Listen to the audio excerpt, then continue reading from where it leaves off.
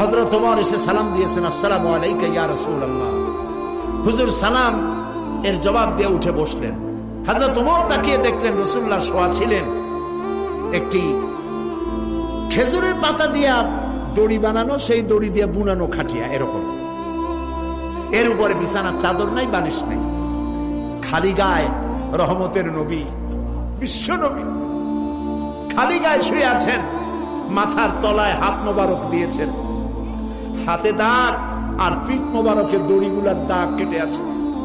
হযরত ওমর শিশুর মতো ডুকরে কেঁদে উঠলেন আর বললেন, ইয়া রাসূলুল্লাহ, এই দৃশ্য আমি সহ্য করতে পারছি না।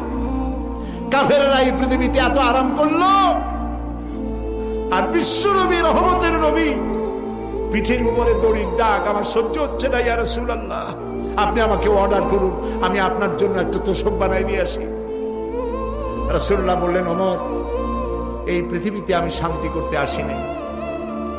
আমি যদি এই ওহদ পাহাড়কে বলি, ওহদ আমার জন্য সোনায় পরিণত হয়ে যা, আল্লাহর হুকুমে গোটা পাহাড়টা সোনায় পরিণত হয়ে যাবে।